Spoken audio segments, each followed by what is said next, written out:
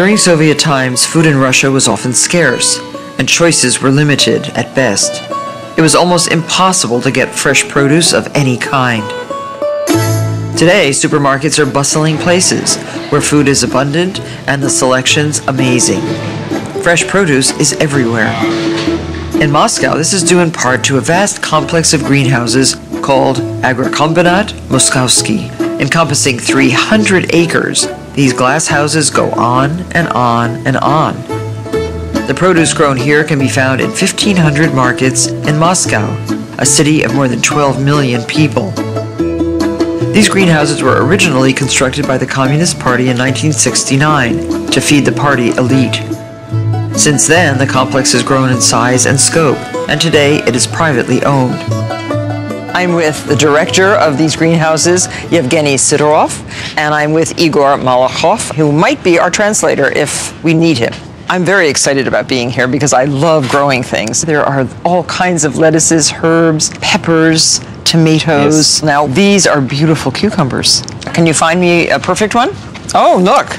This is a perfect one. Look at the perfect taste. Because it's for you.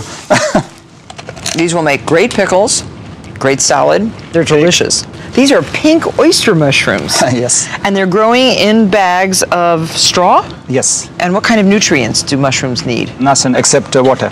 Just water. These are beautiful. There's lots of them. They're very productive. Yes. These gorgeous mushrooms are purposely grown next to cucumbers. The mushrooms produce an excess of carbon dioxide, which, left unchecked, produces an undesirable long-stemmed mushroom. Instead, the excess carbon dioxide is absorbed by the cucumbers, producing a beautiful mushroom with a large cap and a short stem.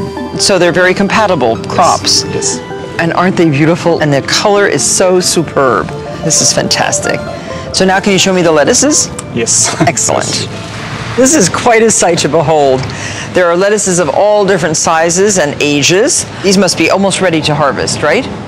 Yes, yes, this one ready for harvest. All of these are grown hydroponically. Can I lift out? Yes, yes, yes. Now look at that. The roots are in water. These are extremely clean, no washing required before they go into the supermarket.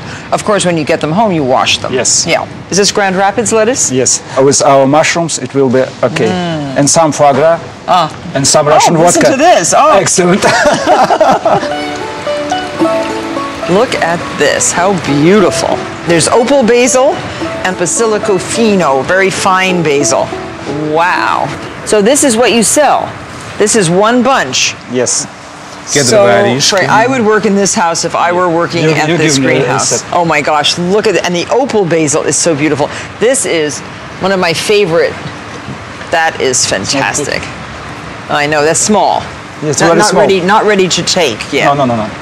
When you plant the seeds yes, to this size, how many something days? Something like 45 days. 45 days. These baskets of grass are home to beneficial insects. They keep the plant-eating insects in check. No need for harmful chemicals. Mother Nature does the work instead. In fact, everything here is organically grown, including these beautiful eggplants and tomatoes too.